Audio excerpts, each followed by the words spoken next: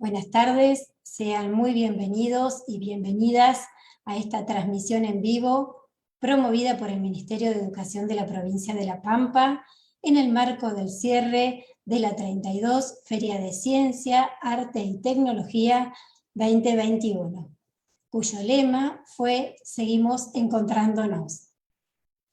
Mi nombre es Marcela Tazzone, soy la referente del área de actividades científicas y tecnológicas que dependen de la Dirección de Planeamiento de este ministerio, y desde ya hace varios años en la provincia, la Feria de Ciencia, Arte y Tecnología constituyen un espacio colectivo desde el cual se da a conocer y se hace público gran parte de la tarea que realizan las escuelas, desde las prácticas de enseñanza que desarrollan y efectivizan día a día los equipos de gestión, los docentes, los equipos de apoyo a la inclusión, con los y las estudiantes de todos los niveles y modalidades del sistema educativo pampeano. Una vez más, este año, demostraron el potencial despliegue de las propuestas escolares de arte, de ciencia, de tecnología de las escuelas de nuestra provincia, bajo los diferentes contextos que la realidad nos presentó. Contarles que en esta edición tuvimos la participación de 64 propuestas que se sumaron a compartir sus experiencias en este sitio del Ministerio, a través de diferentes registros, escritos, audiovisuales. Así que aprovechamos esta ocasión, si no lo han visitado aún, que lo puedan visitar porque está en la página de nuestro ministerio y los invitamos a recorrerlos y a que se sume la comunidad educativa para poder verlos. Lo pueden hacer a través de feriadeciencia.lapampa.edu.ar. Bueno, y contarles además que acompañado a esas producciones tuvimos 21 conversatorios vía Zoom, destinados al intercambio entre los participantes, los y las participantes, y también con la moderación de diferentes tutores y tutoras. Queremos agradecerles todo el esfuerzo, el compromiso, la dedicación de las instituciones participantes, pero también y sin lugar a duda, el trabajo de todas las escuelas pampeanas, que realizan día a día para promover una enseñanza de la ciencia, el arte y la tecnología cada vez más significativa y potente. Invitamos a todos a que se sumen el año entrante a formar parte de estas instancias que para el Ministerio representan un modo más de democratizar las experiencias que todos y todas ustedes motorizan. También agradecerles a través de ustedes a la familia, que en las rondas de mates virtuales acercaron sus saludos y reconocimiento hacia las experiencias socializadas. Sumamos a este enriquecedor recorrido, tenemos el honor de poner en común algunas reflexiones, ideas y, por qué no, preguntas, junto a la doctora Melina Furman, en este espacio de charlas interactivas que vamos a compartir y que le hemos denominado la curiosidad como motor de aprendizaje. Voy a leer su currículum, que es muy extenso. Melina Furman es bióloga por la Universidad de Buenos Aires, máster y doctora en educación por Columbia University, Estados Unidos. Es investigadora del CONICET y profesora asociada de la Escuela de Educación de la Universidad de San Andrés en Buenos Aires, Argentina. Investiga sobre la innovación educativa, con foco en la enseñanza del pensamiento crítico y curioso, desde el jardín de infante hasta la vida adulta. En los últimos 20 años viene escribiendo, coordinando programas, formando docentes e investigando sobre cómo generar el entorno que potencie la curiosidad, el pensamiento crítico, desde la infancia hasta la vida adulta, trabajando con el Ministerio de Educación y otras organizaciones en toda América Latina. Actualmente es coordinadora del equipo de especialistas curriculares de Planea, programa de UNICEF de transformación de las escuelas secundarias, coordinó el área de Ciencias Naturales del Instituto Nacional de Formación Docente del Ministerio de Educación de la Argentina. Es autora de libros y artículos académicos sobre sus temas de trabajo. Dirige la colección Educación que aprende en el siglo XXI y su último libro se llama Enseñar distinto. Entonces, bueno, vamos, realizada la presentación del espacio, sepan que al igual que otras oportunidades podrán ir realizando las preguntas o los comentarios que deseen a través del chat, que luego de la charla lo vamos a recuperar. Bueno, así que sin mayor preámbulo, Melina, te damos la bienvenida y quedamos a tu disposición. Muchas gracias, Marcela, gracias a todo el equipo de la provincia y a todos quienes participaron en la Feria de Ciencias virtual en estos años, donde siempre ese momento de celebración, de espacio para compartir, para contagiarse de los proyectos que uno ve, de inspirarse, ideas nuevas para el año próximo, esos espacios tan ricos que se dan entre docentes, entre estudiantes, que bueno, estos años han tenido que ser a distancia. Todos añoramos, recién hablábamos con Marcela hace un ratito de la esperanza de que en el futuro volvamos a vernos todos cara a cara, pero bueno, también la virtualidad nos acerca de otros modos, y me alegra mucho compartir este cierre de la feria hoy con todos ustedes. Mi charla de hoy, y los invito a ir participando a través del chat y a través del chat dejar también sus preguntas, tiene el nombre, como decía recién Marcela, de la curiosidad como gran motorizadora del aprendizaje, esa llamita sagrada, esas ganas de aprender que esperamos que la escuela no solo no apague, sino encienda y mantenga encendida como gran llave para seguir aprendiendo durante toda la vida, que es uno de los grandes legados que le podemos dejar a los estudiantes, en un mundo que requiere seguir aprendiendo siempre, no importa a qué se vayan a dedicar. Así que voy a compartir mi presentación. A ver, voy a mover esto así, no les tapo con el zoom, ahí estamos. Y cuando hablamos de la educación científica, pensándola como un camino largo, un camino que empieza en el nivel inicial y que no termina nunca en realidad, pero por lo menos tiene que seguir hasta el final de la escuela obligatoria, de la escuela secundaria, yo concibo a la educación científica como algo que nos ayuda a mirar el mundo de una cierta manera, a mirar y estar en el mundo, a entender el mundo, saborear el mundo, estar parados en el mundo de una cierta manera que combina, por un lado, la curiosidad, las ganas de saber, las ganas de descubrir y entender esos misterios de lo que nos rodea, y también el pensamiento crítico, ese pensamiento que nos ayuda a tomar buenas decisiones basadas en información confiable, a discernir, a poder mirar un asunto desde distintos puntos de vista. Bueno, en esa manera de mirar, esa es la manera que queremos y que debemos, en el sentido de que es una responsabilidad de la escuela formarla y seguir nutriéndola en todos nuestros estudiantes en pos de garantizar una ciudadanía plena en este siglo XXI tan desafiante en el que estamos viviendo, donde el saber científico, el saber tecnológico es una de las grandes piezas de ese rompecabezas que todos necesitamos para poder ejercer nuestros derechos, para poder construir un proyecto de vida.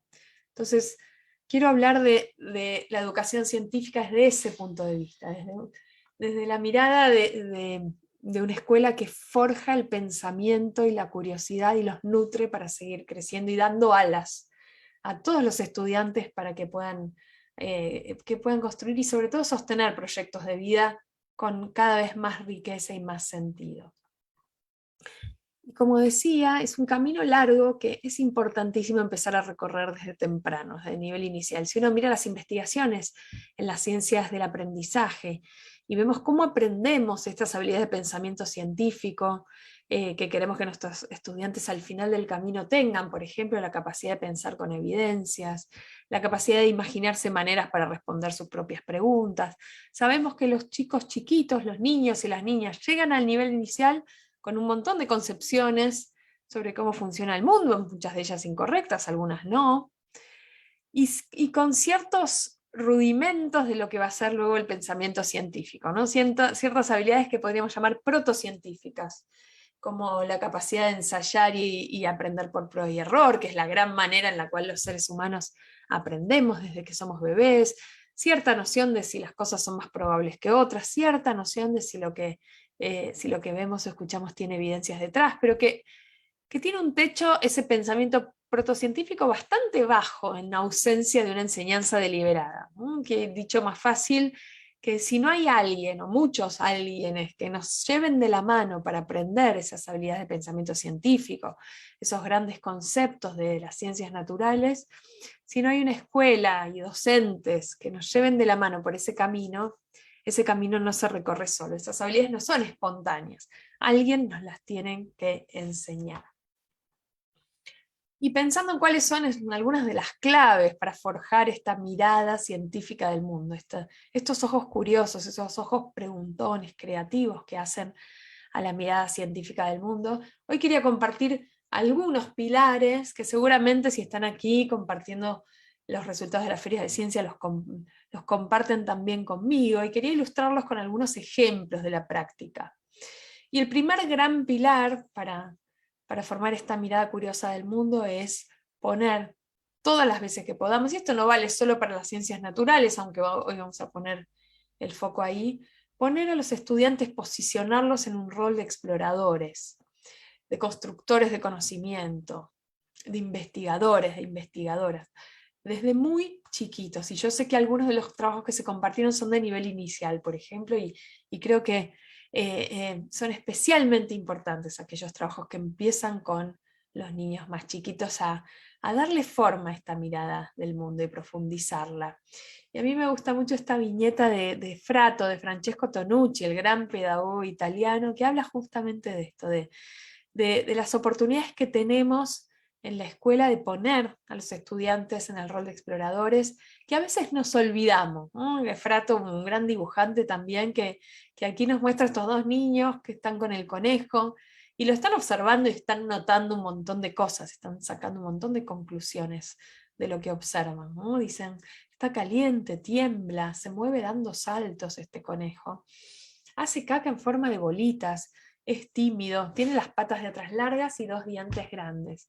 Y después hay una voz adulta que lo llama, ¿no? Lo llama y les dice, vengan chicos, dejen de jugar que tenemos clase de ciencias. Y a veces pareciera que la clase de ciencias es más aprenderse lo que está ahí en la pared, aprenderse algunas informaciones, datos como las capas de la célula o los tres reinos que están ahí en el póster, el mineral, el vegetal, el animal. Y nos olvidamos, o a veces no solo nos olvidamos, sino que no tenemos muy claro cómo hacerlo, que el pensamiento científico se nutre de la exploración de los fenómenos de la realidad. Y que después vamos a aprender los nombres y vamos a conceptualizar, pero que la riqueza que tiene la exploración del mundo real y poner a los estudiantes en ese rol de observadores y de experimentadores es el corazón de ese pensamiento científico que queremos formar. Y digo esto porque, y esto lo digo con mucho conocimiento de causa de mis investigaciones y de las de otros colegas en todos estos años, mirando qué pasa en las aulas, sobre todo a medida que los alumnos se van haciendo más grandes, en el segundo ciclo de primaria, en la secundaria.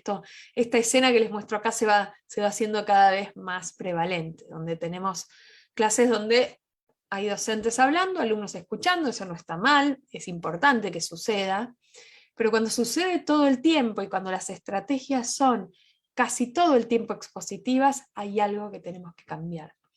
Porque por supuesto que la exposición y ordenar y explicar ideas es importante. Necesitamos que los docentes organicemos, sistematicemos, pasemos en limpio la información. Pero cuando eso pasa todo el tiempo, la enseñanza mayormente expositiva no es que no sirva, sino que sirve, pero solo para algunos, ¿no? Como vemos aquí este cofre sentado en primera fila con los ojos abiertos de par en par. Tenemos algunos estudiantes que aprenden escuchando nada más y tomando notas. Pero para la gran mayoría eso no es cierto. De hecho, tenemos aquí representada en esta imagen que es la metáfora de la educación bancaria, ¿no? De Paulo Freire. Paulo Freire decía, la educación bancaria es cuando somos esos cofres, nuestros alumnos los concebimos como esos cofres donde depositar contenido. Y esos cofres, el azul y el rojo, que ya cerraron la cabeza con 4 candados, van a ser esos adultos que después salgan de la escuela diciendo: a mí las ciencias o las matemáticas o lo que fuera, no lo podemos reemplazar con cualquier disciplina, no son para mí, son muy difíciles, son muy aburridas, nunca las entendí, no sirvo para las ciencias, por ejemplo, no sirvo para las matemáticas. Que también por suerte, y obviamente son algo importante de lo cual ocuparse, pero por suerte no son tantos tampoco.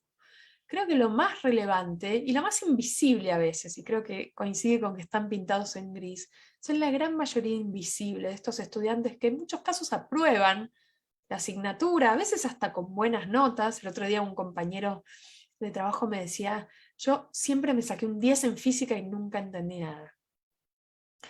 Estudiantes que van aprobando, van atravesando el sistema educativo, con un poco de suerte se gradúan, pero los cuales ese conocimiento no les dejó demasiada huella, ni cognitiva, ni de comprensión, ni emocional.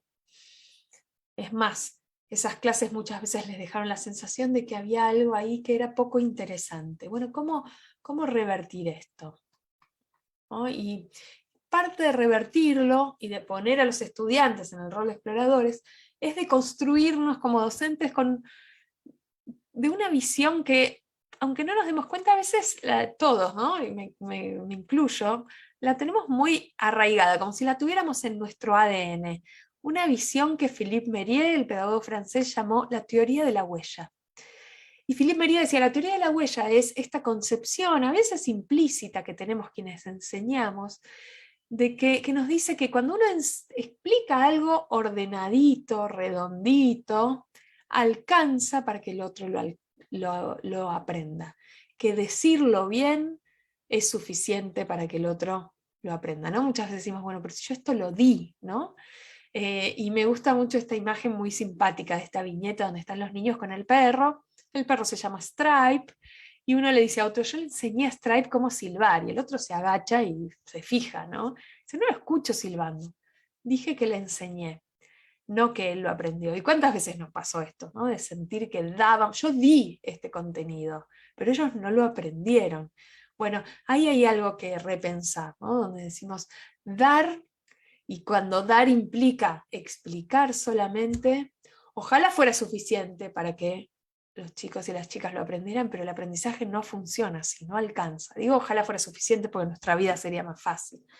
Pero hoy sabemos que aprender implica poner el cuerpo, implica que nos atraviese ese conocimiento, procesarlo de un montón de maneras, hacer algo con ese contenido para que se transforme en conocimiento. Entonces dije, uno de los pilares es posicionar a los estudiantes en el rol de investigadores y exploradores, ¿no? Con fenómenos de lo más cotidianos. Y ahí tenemos una oportunidad, y creo que apareció esto en pandemia también, la oportunidad de buscar esos fenómenos en la cotidianeidad de las casas, de la escuela, esta idea de que no necesitamos un laboratorio para poder investigar científicamente la realidad. De hecho, a veces es contraproducente.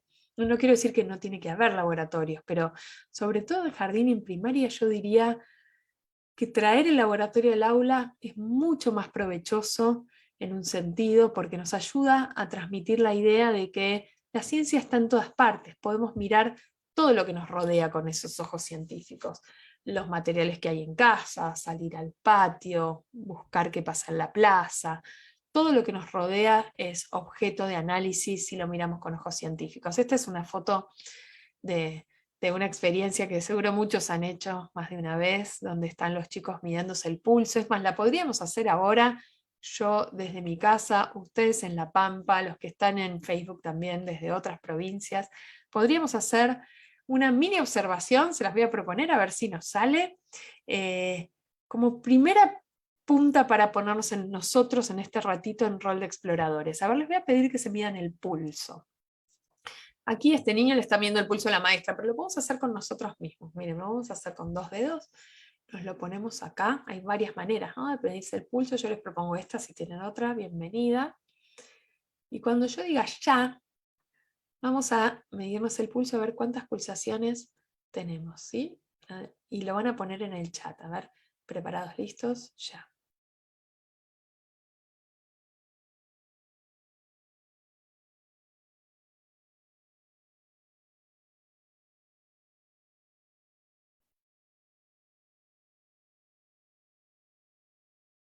Basta para mí, basta para todos. A mí me dio 15 pulsaciones. A ver, cuéntenme ustedes qué les dio. Yo suelo tener pulsaciones bajas, así que si les dio mucho más, no se preocupen. Vamos a ver qué les dio. Y a partir de lo que va a pasar, ¿no? y van a estar poniendo ahí sus pulsaciones en el chat. Lo primero que vamos a notar es que hay diversidad de, en este caso, pulsaciones como cualquier rasgo biológico. Cualquier rasgo biológico que vayamos a estudiar, vamos a notar que en una población hay una diversidad de valores. Y eso ya solo es una observación que nos abre un montón de preguntas. Porque podríamos preguntarnos, por ejemplo, ¿qué pasaría si salto en el lugar con esas pulsaciones? ¿O pasa lo mismo si corremos o saltamos o caminamos con esas pulsaciones? O también podríamos pensar, ¿hay alguna manera de bajar las pulsaciones? Por ejemplo, ¿qué pasaría si trato de relajarme? Si escucho música, o si vienen y me asustan. O también podemos pensar en clave de variables, podemos decir, ¿influye la edad en las pulsaciones por minuto? ¿Influye el género? ¿Influye el momento del día? ¿Influye la temperatura? ¿Qué influye? ¿Influye si somos más o menos deportistas? Entonces, cualquier fenómeno de la realidad, incluso a distancia, como estamos ahora, puede ser un punto de partida para ponernos en clave de investigadores. Formular esto que llamamos preguntas investigables, esas preguntas que se pueden contestar, investigables no en el sentido de ir a buscar información a los libros, sino investigables de manera empírica, con lo que tenemos a mano. ¿No? Aquí hay algunas de las preguntas que yo recién les mencionaba. ¿Cómo cambia la frecuencia de latidos de nuestro corazón cuando hacemos ejercicio? ¿Pasa lo mismo si corremos, saltamos o caminamos? Etcétera, etcétera. Y después era el momento de ir a registrar los datos.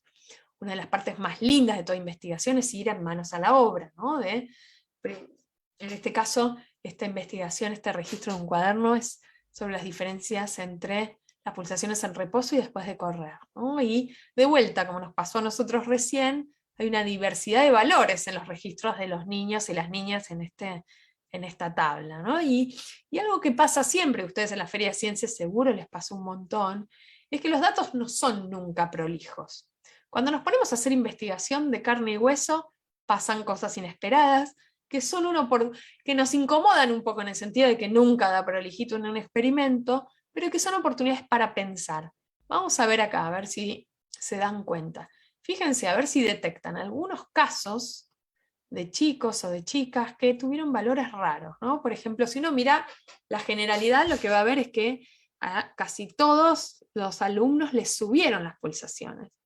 Pero fíjense a ver si descubren algún caso fuera de lo que les pasó a todos, un outlier, podríamos decir en términos científicos. O algún dato raro, ¿no? No necesariamente un outlier. Por ahí se estén dando cuenta de que, a ver, miren ahí a Brian. Miren lo que le pasó a Brian, que está último. Brian empezó con 27 y terminó con 27, ¿no? No le pasó nada.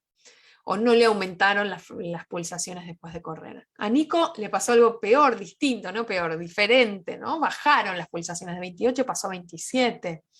O a César de 25 que pasó a 23. Entonces, ahí hay una oportunidad de trabajo con los chicos para decir, bueno, vamos a mirar con ojos curiosos estos datos. ¿Y qué es lo que uno haría? Primero le tira la pelota a los estudiantes, ¿no? Bueno, ¿qué hacemos con estos 3 datos raros? Lo primero que suele salir trabajando con chicos es, bueno, vamos a medirlos de nuevo, porque lo que haría todo científico, toda científica es esto, bueno, vamos a estar seguros de que medimos bien, ¿no? Vamos a hacerlo todos a la vez, estando seguros de que todos nos encontramos bien el pulso, que medimos la misma cantidad de tiempo, que corrimos la misma cantidad de tiempo, y vamos a ver si se repiten. Y si se repiten estas anomalías, después tendremos que ver si hay alguna explicación detrás. Y después con los datos también podemos contestar otras preguntas, ¿no? Por ejemplo, hay diferencias entre varones y niñas, si encontramos que algunos chicos son más deportistas que otros, hay diferencias según el grado de entrenamiento. Entonces, la observación es un gran recurso, una gran fuente de riqueza para ponernos a pensar, ¿no? Para construir estas habilidades de pensamiento tan importantes para toda la vida, en este caso el análisis de datos numéricos. Y al final sí vendrán las preguntas más teóricas, de bueno, ¿y por qué? ¿Por qué pasa eso? Que a veces las traemos al principio, ¿no? Como un gran spoiler, dirían los chicos, de lo que vamos a encontrar, ¿no? A veces partimos de la definición y decimos, bueno, hoy vamos a ver cómo nos aumenta la frecuencia cardíaca cuando hacemos ejercicio, y eso sucede porque el corazón tiene que latir más rápido porque está llevando más oxígeno y más nutrientes a los músculos que están necesitando energía. Y contamos el final de la historia, ¿no? Contamos un poco que el asesino es el mayordomo y después hacemos la experiencia para ilustrarlo. Bueno, la propuesta, y creo que la buena noticia es que es una propuesta bastante fácil de implementar, es dar vuelta a esa lógica. Empezar por el fenómeno,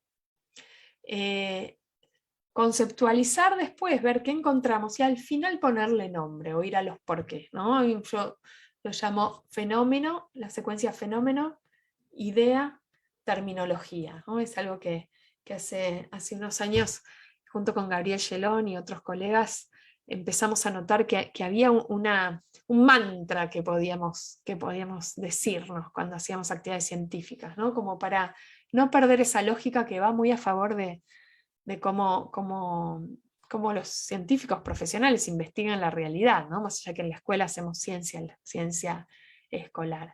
Fenómeno, idea, terminología. Y también al final, y esto es súper importante, hay que darnos un espacio para que no solo nosotros evaluemos qué pasó, sino que los mismos estudiantes se den cuenta de qué pasó, ¿no? La parte metacognitiva, el qué aprendimos hoy, ¿no? Acá termina el registro que les estaba mostrando, que dice, ¿por qué cambian los latidos de mi corazón? Y acá vendrá la información del libro, o la que contemos como docentes. Acá cuentan, bueno, porque al correr gastamos energía, entonces las células necesitan que el oxígeno y los nutrientes lleguen más rápido. ¿Qué aprendimos hoy? Que cuando hacemos ejercicio físico las pulsaciones aumentan, ¿no? Ese momento del qué aprendimos hoy es esencial para que ese aprendizaje no pase de largo, ¿no? Para que ese aprendizaje se afianza.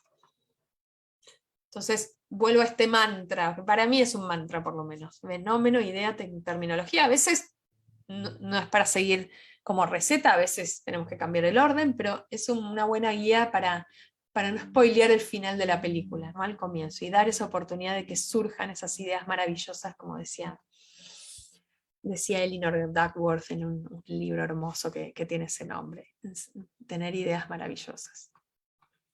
Entonces, hablábamos de poner a los estudiantes en un rol exploradores, de la importancia de incluir los fenómenos de la realidad en las aulas, en todos los espacios educativos, y de poner en agenda la enseñanza de estas habilidades de pensamiento científico, ¿no? Que yo decía, no se aprenden solas, alguien nos las tiene que enseñar alguna vez, no son cosas que pasan mientras enseñas los conceptos, son habilidades de pensamiento que son objetivos de enseñanza, las tengo que poner en agenda, las tengo que incluir en mis planificaciones. Y si dijéramos, ¿cuáles son? A ver, vamos a listarlas. Y seguro ustedes las tienen súper frescas en este trabajo con la feria, ¿no? Por supuesto, la observación. ¿Cuáles más? La comparación, la clasificación.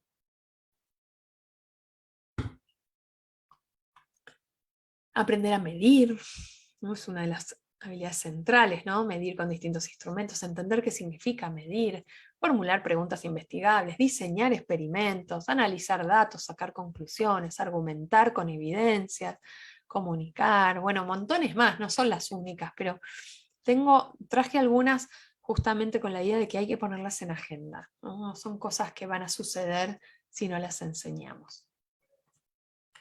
Y hablaba de empezar temprano y también de las oportunidades que dio la pandemia en el medio de enormes desafíos. Es difícil hablar de oportunidades en esta pandemia que ha sido tan difícil, pero empezaron a aparecer también oportunidades de trabajar con los hogares, ¿no? De poner a los niños y a sus familias en alianza para trabajar en las casas. Esta que les voy a contar es una experiencia que empezamos haciendo en jardines de infantes, presencial, como ven aquí, y después en la escuela primaria, y que en la pandemia cobró otra forma y la empezamos a hacer a distancia, aprovechando lo que había en cada uno de los hogares.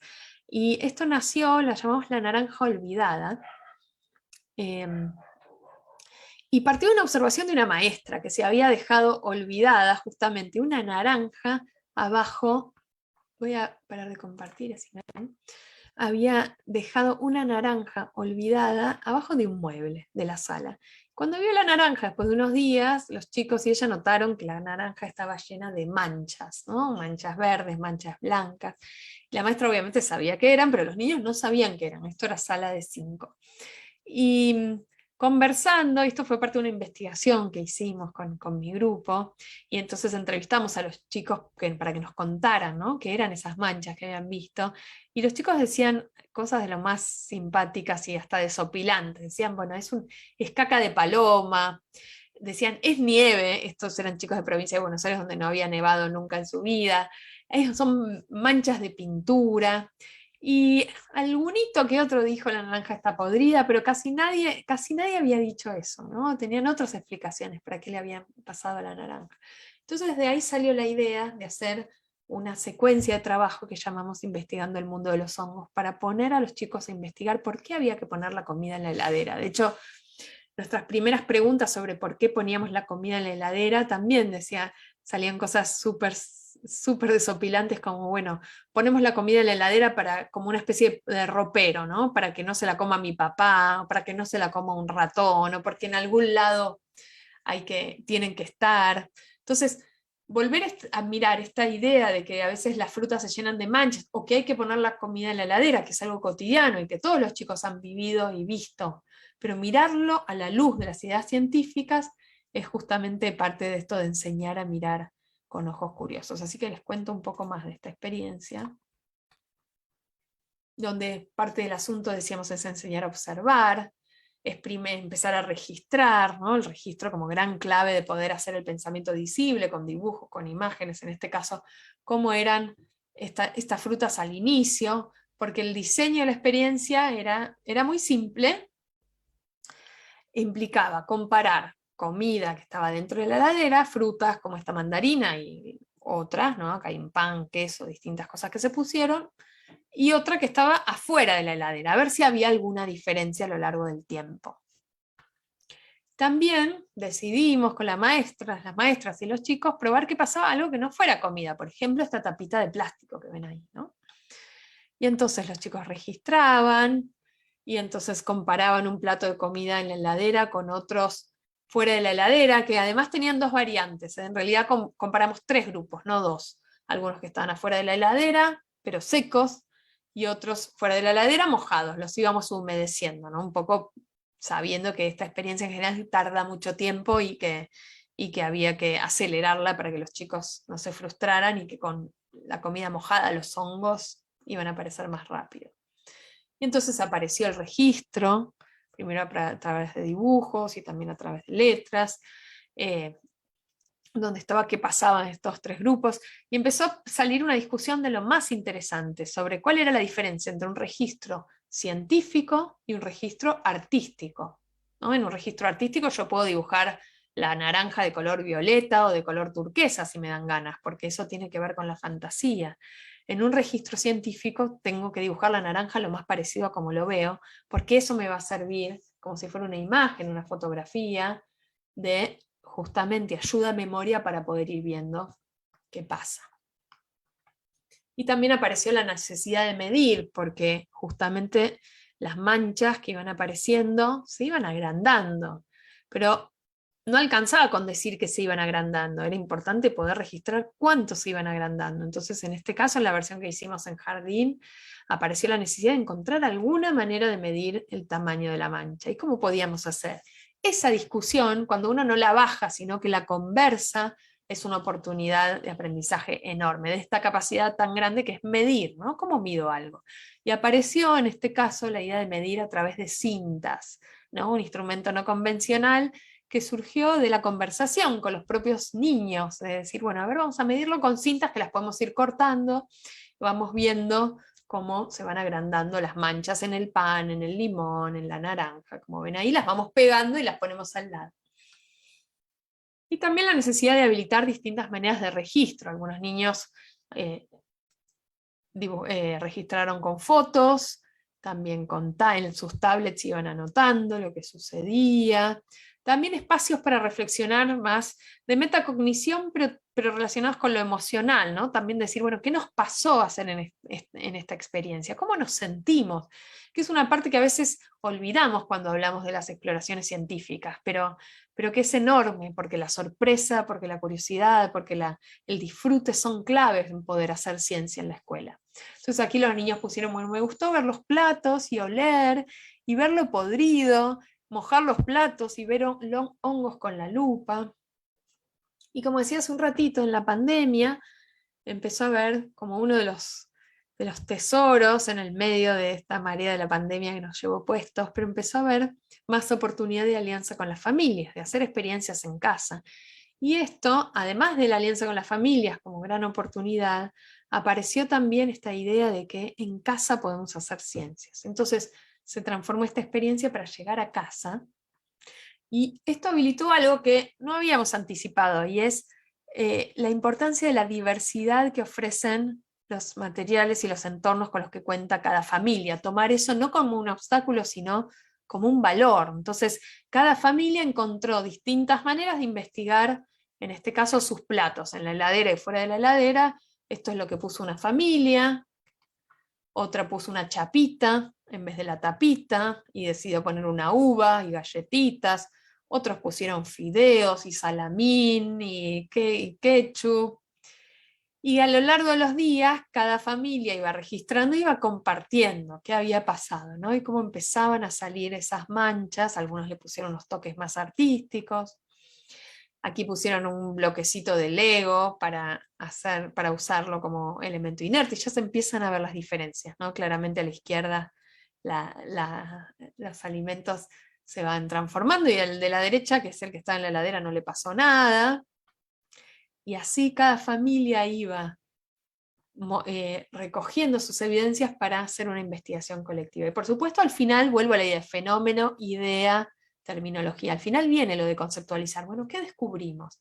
Bueno, descubrimos un montón de cosas en relación con estas manchas. Fuimos a buscar información de qué eran estas manchas, y vimos que estas manchas eran hongos, que estos hongos eran un tipo de ser vivos, que estas en particular se llamaban mohos.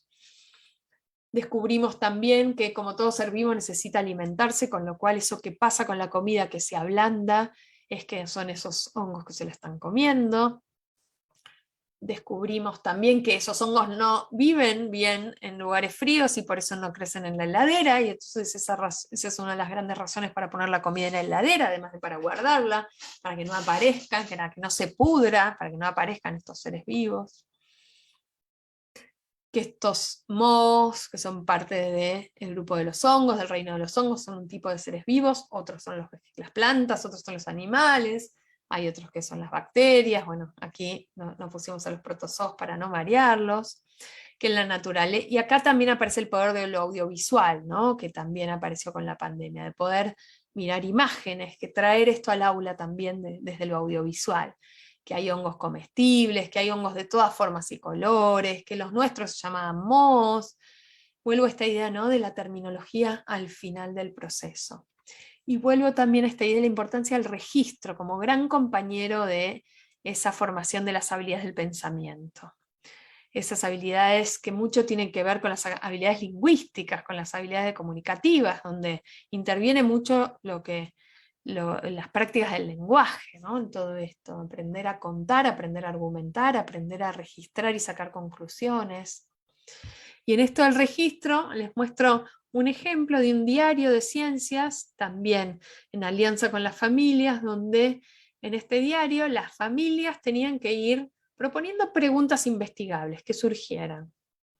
Y a esta familia, a los niños de la casa, se les ocurrió esta pregunta, que dice así: tenían una hipótesis, que es que los chicos tardan menos en aprender que los grandes ya estamos como más medio perdidos, somos más viejitos y aprendemos peor. Entonces dijeron, bueno, a ver, vamos a averiguar cuánto tiempo tarda un adulto en aprender algo nuevo versus los niños. Y decidieron hacer una experiencia, ¿no? A ver, entonces ahí pueden empezar a pensar, antes de que les cuente cómo hizo esta familia, para ver, bueno, ¿cómo hacemos para medir esto de sí, o para averiguar ¿cuánto tiempo tardan los niños versus los adultos en aprender algo nuevo? Bueno, primero hay que darles a aprender algo que nadie sepa, ¿no? Y después fijarse, ¿no? Después ir a medir cuánto tardó en aprenderlo y evaluar si lo aprendieron. Esto es lo que se les ocurrió. Decidieron enseñarles a niños y grandes una canción que nadie tenía que conocer. Yo la conocía, no sé si ustedes la conocen, es de mi infancia por lo menos. A ver si se la acuerdan. Ahí a ver, algunos se las van a estar acordando. Dice así: viajar en tren es de lo mejor. Acá Marcela se la acuerda. Se tira el cordel, ¿se acuerdan? Y se detiene el tren. Bueno, esta canción se la tenían que aprender todos. Ahí están los registros, ¿no? De cuánto tardó papá, tío Lalo, Sil, faltan ahí del otro lado están los registros de los niños de la casa, y sacaron sus conclusiones de qué pasaba. Y algo que pasa también cuando uno hace experimentos, y les habrá pasado a ustedes también, es que se abren nuevas preguntas, ¿no? Por ejemplo, en estas conclusiones, que no se las cuento para que lo hagan, a ver quién aprende más rápido, niños o grandes, pero empezaron a aparecer nuevas observaciones. Por ejemplo, ¿quiénes ponían más atención? ¿Aprenderlo tiene que ver con la atención? ¿Con quién se concentra más? ¿Aprenderlo tiene que ver con la memoria? ¿Con la práctica? ¿Con qué tiene que ver? ¿No? Y de ahí salieron nuevas experiencias. Y también en esto de registrar, y de registrar de una cierta manera, aparecen también la creatividad y las ideas originales. Este ejemplo, y por si me escucharon alguna vez en otras charlas, seguro me lo escucharon, que lo conté muchas veces y lo adoro. Es un ejemplo de un niño de 9 años con el que trabajamos en un proyecto de investigación que fue la tesis de Florencia Di Mauro en Mar del Plata, donde con los chicos trabajamos durante 2 meses haciendo experimentos con este enfoque de poder identificar la pregunta investigable, después diseñar la experiencia con los niños, con los alumnos, hacerla, ver qué nos daba, y ellos tenían un diario científico en el cual iban registrando lo que hacían en clase, pero también tenían la libertad de registrar experimentos propios si tenían ganas que se les pudieran ocurrir. Y este es el diario de uno de estos chicos de 9 años en ese momento, Ignacio, que tuvo esta idea. Se le ocurrió investigar esto. ¿Quién va más rápido, el caracol o una lombriz? Entonces, ¿qué hizo? Bueno, dibujó, ¿no? Se le ocurrió hacer una carrera entre el caracol y la lombriz.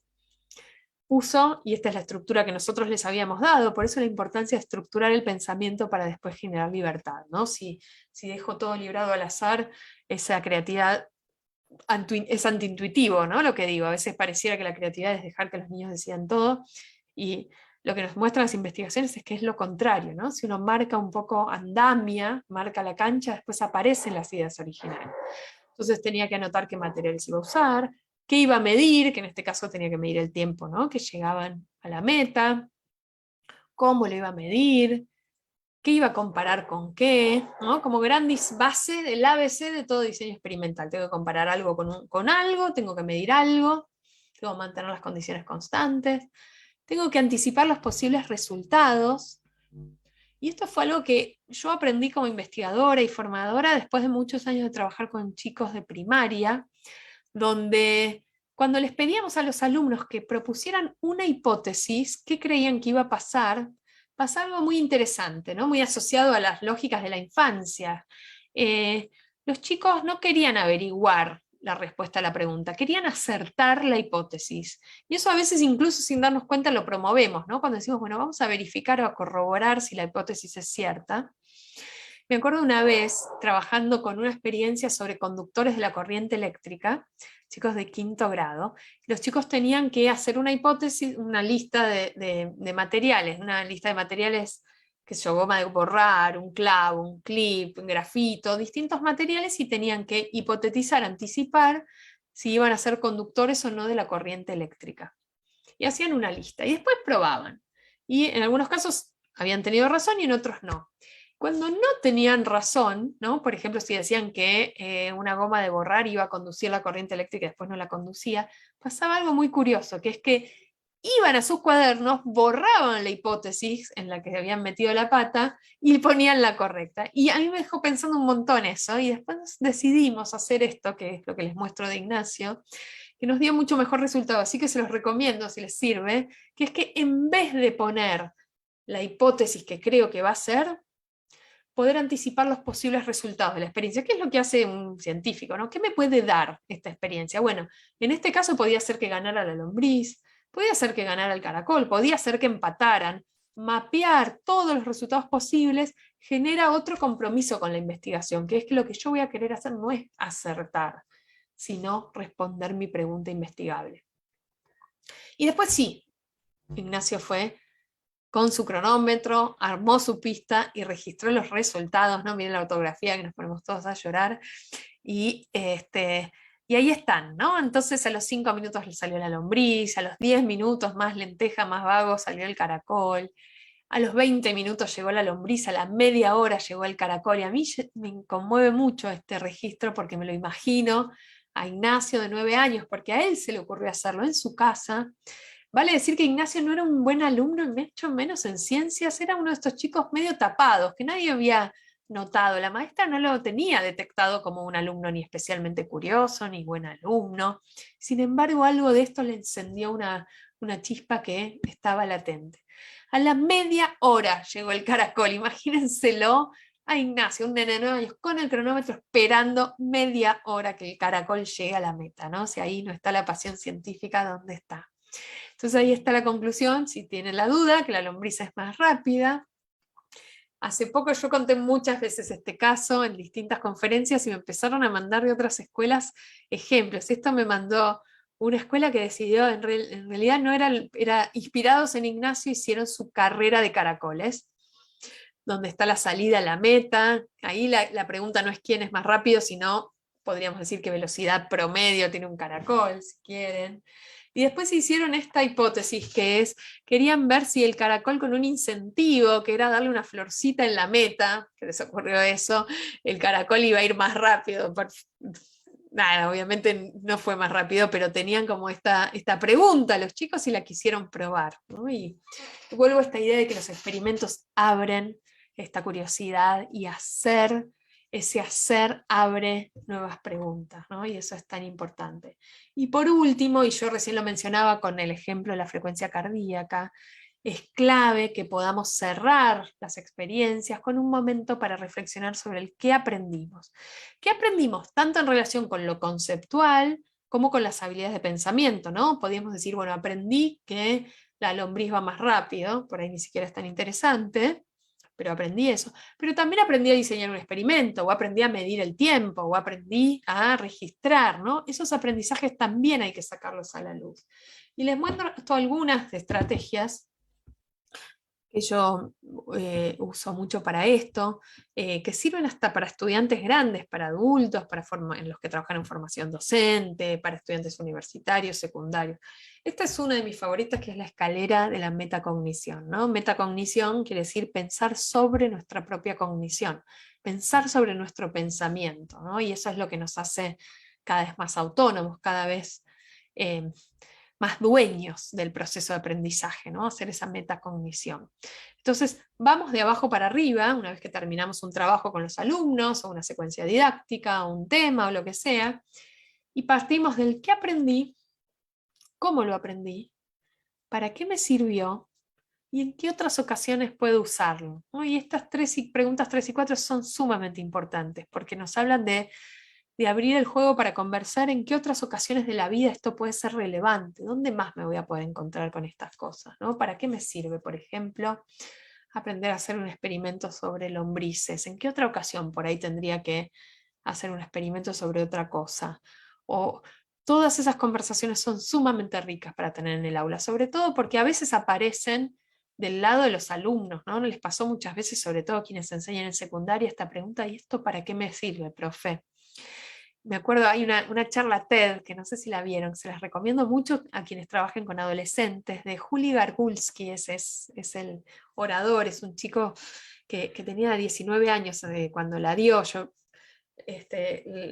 fui su coach en esa charla, así que me emociona mucho lo que decía. Y Juli decía que él en la clase de matemática, la charla se llama Zombies en la escuela, así que para tomarla ya con el título nos pone un poco la piel de gallina. Y Juli decía que le preguntó a los amigos en secundaria, en la clase de matemática, en realidad le preguntó a la profesora, profe, ¿para qué tenemos que aprender esto? Un contenido que estaban aprendiendo. Un poco porque él quería saber, porque de hecho él siguió matemática, pero en la clase decía, profe, ¿para qué tenemos que aprender esto? Y todos sus compañeros a coro dijeron, ¿para qué va a ser? Para aprobar, ¿no? Entonces, bueno, desandar ese camino y empezar a ver, bueno, en qué otras ocasiones de la vida esto va a tener sentido, es importante desde temprano. Y como ven, esta escalera tiene un dibujo muy infantil, porque estas estrategias de metacognición se pueden empezar a usar desde jardín de infantes. Se pueden, y vale la pena usarlas desde jardín de infantes, ¿no? La investigación muestra que los nenes desde bien chiquitos pueden empezar a construir esta habilidad de pensar sobre lo que aprendieron. Aquí, por ejemplo, vemos la imagen de un jardín de infantes que en la pared de la sala tiene la escalera de metacognición, ¿no? Más simple. Dice, ¿cómo lo hemos hecho? ¿Qué hemos aprendido? ¿En qué otra ocasión lo podemos usar? Y los chicos hablaba de la estructura, ¿no? Van de a poquito construyendo estas rutinas donde ya saben, ya esperan que al final de un proyecto haya una conversación sobre esto. Y ya están atentos a su propio aprendizaje. Otra estrategia de metacognición, también súper sencilla de usar y muy potente, insisto, desde la niñez hasta la vida adulta, es esta que se llama Puente 321. Esto, si quieren seguir explorando, es parte de mi libro que acaba de salir, que se llama Enseñar Distinto, de Editorial Siglo XXI, donde yo me hice un poco fanática de estas estrategias y las uso mucho porque realmente hay algo distinto que pasa en la cultura del aula cuando empieza uno a introducir metacognición, ¿no?, en los trabajos. Puente 321 es algo que uno puede hacer como un puente al principio y al final de un tema para visibilizar el cambio en los aprendizajes, ¿no? Esto tan importante que decimos en el constructivismo, que es no solo promover el cambio conceptual, sino hacerlo visible. Y 321 puede ser cualquier cosa. Cada uno le pondrá su impronta, ¿no? En este ejemplo es, por ejemplo, 3 ideas que tengo sobre los hongos. 2 preguntas que me hago, cosas que quiero saber, y una metáfora con la que puedo representar, no sé, cómo se pudre la comida, por ejemplo. Y al final lo mismo, podría ser 3 ideas que ahora tengo, que aprendí, 2 preguntas que todavía tengo, una metáfora, ¿no? Y uno podrá ir haciendo el antes o después, o también, más fácil de usar, usarla solo al final. Este 321 lo hizo una maestra de inglés, que ahora les cuento cómo lo hizo, se las traduzco, que estaba estudiando ciencias en inglés, en particular el camuflaje de los animales. Entonces, 321 ella lo dijo así: 3 hechos que aprendí, ¿no? Y acá los chicos dicen que hay 3 tipos de adaptaciones a animales, se habían estudiado, que los osos polares no tienen como una especie de grasa que les cuelga, que se llama blubber en inglés, que el camuflaje es útil para ayudar a los animales para que no se los coman. 3 hechos que aprendí, es el 3. 2 preguntas que todavía tengo, ¿no? Abro el camino a que después de aprender siempre tengo nuevas preguntas, ¿no? Dice, bueno, ¿por qué no todos los animales se camuflan? Solo algunos, dice este alumno. Y una opinión que tengo, ¿no? Y que dice, bueno, creo que los animales, las adaptaciones fueron muy interesantes porque ayudan a que cada uno pueda vivir en el mundo. Entonces cada uno le pondrá ese 3-2-1 que quiera, pero empezar a hacerlo de manera sistemática ayuda a que ese aprendizaje se afiance. Y quiero terminar aquí, y ahora vamos a tener tiempito para preguntas si tienen ganas, con otra actividad de metacognición muy fácil de usar. ¿Vieron cuando uno entra a un lugar tiene que entrar con el ticket de entrada? Bueno, esta se llama ticket de salida, es como al revés, ¿no? Cuando me voy. Antes de irme, antes de cerrar una clase o antes de cerrar una charla, yo la uso mucho para cerrar mis charlas, un disparador de metacognición, que puede ser cualquiera. El que yo les propongo hoy es una idea que se llevan para su propia práctica, algo que se llevan de esta charla que tuvimos. Una idea que se llevan, algo que les quedó resonando, que sienten que les puede venir bien o que no habían pensado antes o que corrobora algo que hacen. Cuéntenmelo en el chat. Yo empecé a hacer estos tickets de salida en una época que daba una materia de ciencias en la universidad para clases muy masivas, eran unos 100 alumnos, yo daba las teóricas, siempre me pasaba que me quedaba con mucha duda, de mucha inquietud, les diría, de qué habían aprendido los estudiantes en esa clase, ¿no? Obviamente había algunos que habían participado más, pero había un montón de los cuales yo no tenía idea de qué pasaba en sus cabezas, ¿no? Y no me enteraba hasta el momento del examen. Y entonces empecé a hacer estos tickets de salida al final de cada clase les decía, que esto era presencial, les decía que en un papel, antes de irse, anotaran 2 ideas claras que se habían llevado de la clase y una pregunta. Y siempre hacía eso y me iba con una pila grande así de papelitos a mi casa, que los iba leyendo y era muy, muy divertido también, ¿no? En ver qué habían puesto. Y los alumnos empezaron a acostumbrarse también a que eso venía al final de cada clase y estar más atentos, ¿no? Cambió mucho la relación con la atención sobre su propio pensamiento. A la clase siguiente retomaba con algunas de las ideas que habían puesto los alumnos y con algunas de las preguntas, entonces había como una continuidad, pero también me pasaba, y esto no lo había esperado, y fue una de las cosas más interesantes que me pasó, que muchas veces cuando los alumnos decían una idea clara que me llevo de la clase, ponían cosas que estaban mal, que yo creía que habían entendido, pero que habían entendido al revés, o que yo no había explicado bien.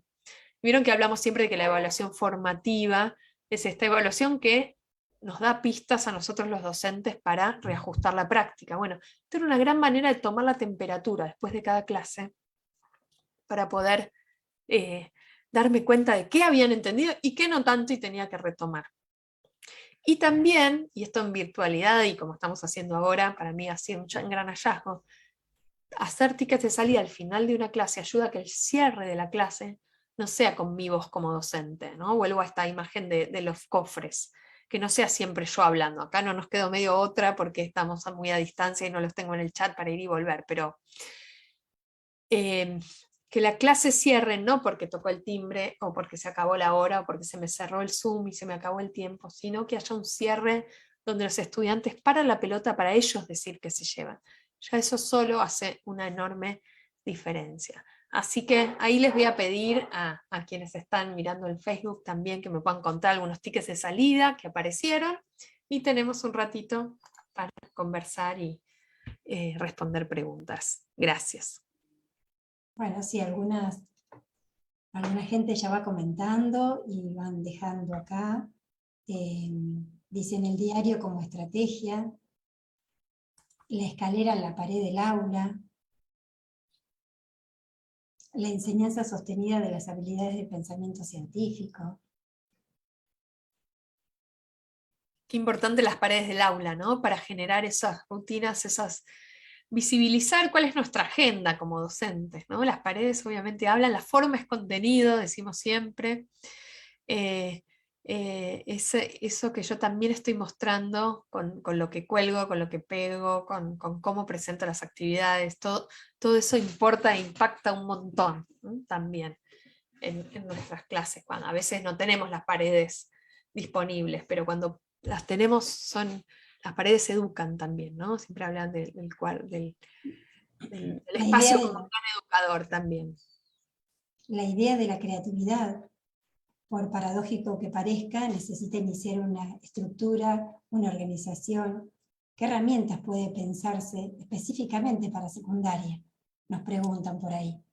Para secundaria, todas las de metacognición van perfecto para secundaria, yo las he usado y en programas que acompaño muchas veces.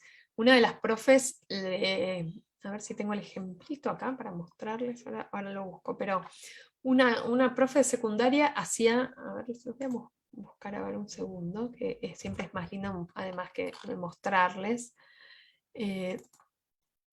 cómo usaba la escalera de metacognición. Ahí se las muestro. Les voy a mostrar 2 ejemplos de secundaria interesantes.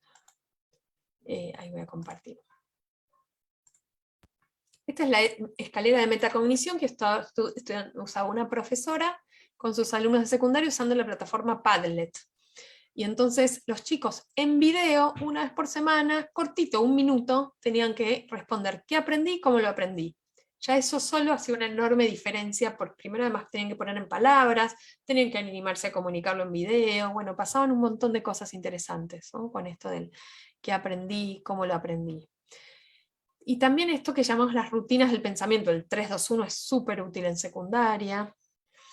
Y también habilitar, y esto más importante aún en secundaria, espacios para poder elegir, para habilitar opciones de formato, ¿no? Uno puede decirles a los estudiantes, bueno, grábamelo en un video, o hacer una infografía, o escribir un ensayo. Cuando uno abre el juego, esto que muchas veces decimos esto de la importancia de las aulas, todos tenemos aulas heterogéneas y de poder de algún modo ofrecer diversidad de opciones para que los estudiantes de algún modo algo les calce, ¿no? A veces no sabemos cómo atraparlos. Les quiero mostrar otro ejemplo, a ver, se los voy a mostrar ahora, de algo para secundaria que ya viene.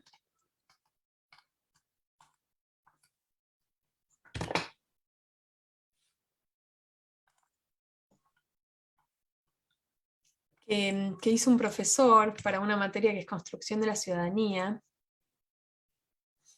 que usa una estrategia, requiere cierta planificación inicial, pero después uno ya la tiene, que es la del tatetí. La del tatetí, vieron que uno en un tatetí tiene montones de casillas, ¿no? Y uno puede decir, bueno, todos tienen que hacer la obligatoria del medio, pero también les doy opciones de actividades alrededor de una misma temática para que elijan si van a hacer el tatetí así, así, así. Les voy a mostrar lo que hizo un profesor de construcción de la ciudadanía de nivel secundario en pandemia para presentarles a los estudiantes esta diversidad de opciones. Y en particular ellos estaban estudiando teorías sociológicas y de las ideas de Aristóteles, algunas de las ideas de Aristóteles, y decidieron, este profe decidió usar una película, la película El Náufrago. ¿Vieron El Náufrago? La de Tom Hanks, que se queda ahí en una isla y que está muy solo y entonces se hace amigo de una pelota, que si no la vieron, véanla, que está buena, a la que le pone nombre Wilson, porque Wilson es la marca de la pelota, le hace una carita, y bueno, pasan un montón de cosas. Y ahí les voy a mostrar.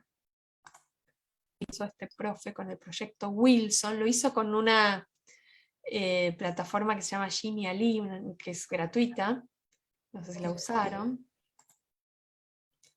y presentó, este profe se llama Diego García, francés, y presentó el proyecto con un video que dice así. ¿No lo están viendo o sí? Hola queridos y queridas estudiantes, ¿cómo les va? Espero que muy bien. Yo en lo personal muy contento de que en breve vamos a poder vernos de manera presencial también, ir alternando lo virtual con lo presencial, va a estar muy bueno, ¿sí? Pero vamos al tema de hoy, ¿sí? Algo que les había prometido. Recordemos que estuvimos trabajando durante todo este primer trimestre el tema de las personas en sociedad, donde aprendimos diferentes teorías de la socialización, el tema de convivir junto con los otros, el tema de los conflictos, varias ideas que fueron surgiendo mientras que íbamos trabajando juntos. Pero hoy vamos a hacer entonces este desafío, un pequeño proyecto que le habías prometido en base a la película Náufrago que vimos juntos. A este pequeño y breve proyecto vamos a llamarlo, obviamente, Proyecto Wilson, tal como muchos de ustedes les encantó este personaje que aparecía en la película. ¿En qué va a consistir? Bueno, muy bien, apenas termina este video, ustedes van a encontrar una serie de desafíos, en total 9, en un formato tatetí, ¿ok? Va a haber un desafío, el número 5, que es obligatorio para todos. Pero ustedes además van a tener que elegir 2 desafíos más. Espera, profe, ¿nos está diciendo que nosotros vamos a poder elegir otros 2 desafíos? Sí, les estoy diciendo eso. Uno obligatorio para todos, que es el número 5, el desafío del medio. Y después ustedes van a tener que ir recorriendo los demás desafíos y decir, bueno, de todos estos voy a elegir estos 2. ¿Ok? Esto nos va a permitir que ustedes puedan ir descubriendo, y yo junto con ustedes, cuáles son las habilidades en las cuales se sienten más cómodos y trabajan mejor.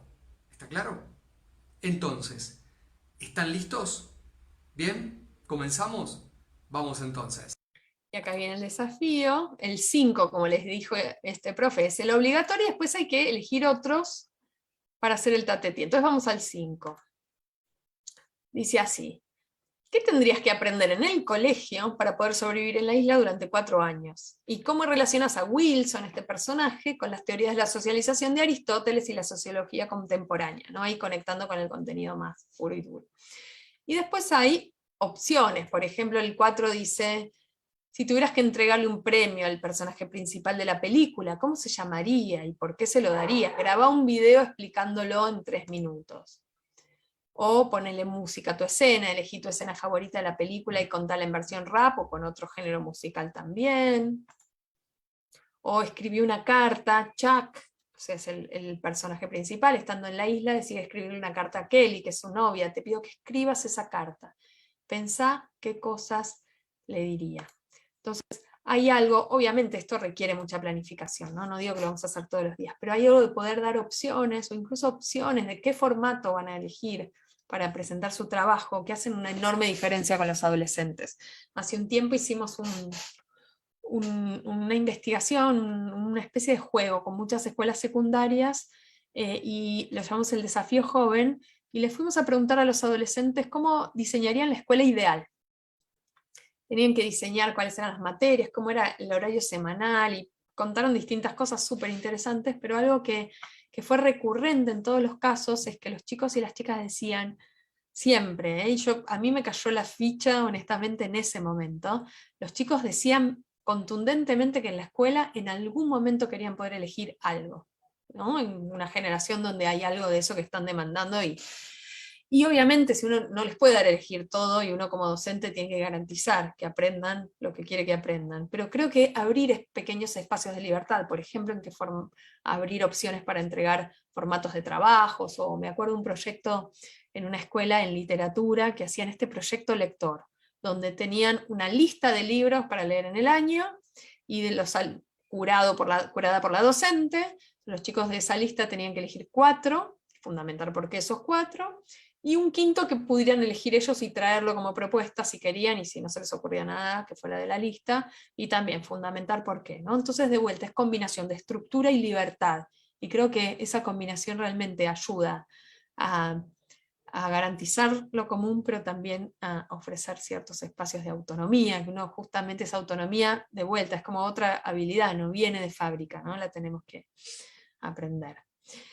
Acá hay algunos comentarios que me pasan. Acá dice, necesitamos más palabras para poner en primaria y en secundaria. Muchos hablan de la escalera visible en el aula, ¿no? Esto de lo visible que comunica, ¿no? Y nos ahorra un poco de trabajo también, donde a veces estamos siempre sintiendo que repetimos, ¿no? Y poder comunicar de otras maneras ayuda y mucho. Bueno, Melina, realmente muy ricas las propuestas que nos estás compartiendo, tus experiencias, los recursos que nos has dejado. Yo creo que todas las maestras quedamos así como pensando a ver cómo vamos a armar nuestra próxima secuencia.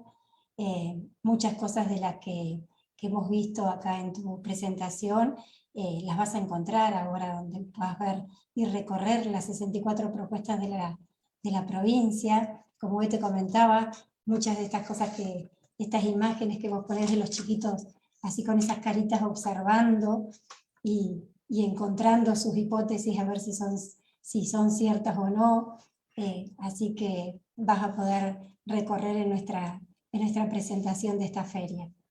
Así que bueno, hoy como les decía a todos, que bueno, al principio estábamos invitándolos, como les decía a Melina, a recorrer estos 64 trabajos que participaron este año, y que sepan además que esta charla que algunos por ahí no pudieron poderla escuchar desde el principio, va a quedar colgada, por supuesto, en el Face desde el Ministerio de la Provincia de La Pampa, pero también en ese sitio donde están alojadas todas las propuestas de Feria de Ciencia 2021, y además, para finalizar y como regalito, vamos a compartir una breve producción audiovisual que tiene como propósito continuar difundiendo y potenciando las múltiples maneras de seguir haciendo juntos y juntas. Y ahí es donde yo te decía, Melina, que vas a ver reflejado muchas de las cosas que vos nos presentaste. Así que, bueno, para finalizar, una vez que finalizamos la transmisión de ese videíto, ya no nos vamos a encontrar, pero van a poder volver a escuchar esta charla de Melina. Así que, bueno, Melina, agradecerte por tu predisposición, por el enorme sentido de oportunidad de tus palabras, y a todos y a todas los que estuvieron presentes a través del chat, de los comentarios. Así que, bueno, agradecerles a todos, y bueno, los invito a compartir bueno, a todos los participantes, que por ahí veo muchos que están conectados, y a la gente de otras provincias que se han sumado. Así que bueno, muchas gracias, Melina, por compartirnos tu experiencia. Gracias a Marcela, a ti, a toda la provincia por la invitación a compartir este espacio de la feria que siempre es tan hermoso. Así que quiero ver ahora el video de los chicos y las chicas con los ojos brillando. Bueno, muchas gracias a todos y nos vemos en la próxima.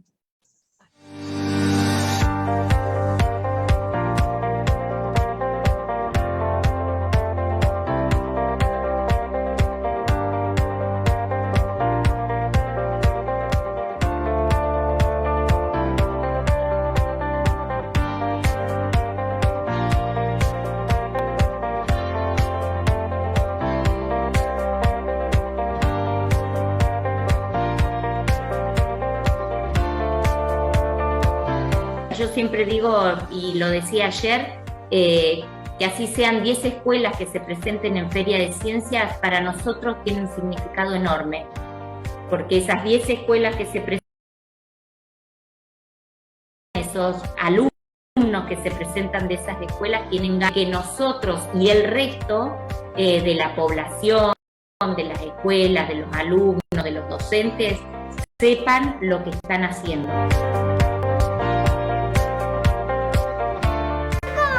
Si vos no se te da, es como si me quieren quitar la mano, pero no me quieren quitar la mano, me quieren quitar. En el mundo, en el resto del... Y no, acá en la Argentina, lo que está pasando acá en la Argentina, para que los empiecen a cuidar a los caldenes, que tomen conciencia también las demás personas. Por eso es que nos unimos a la Feria de Ciencias de 2021.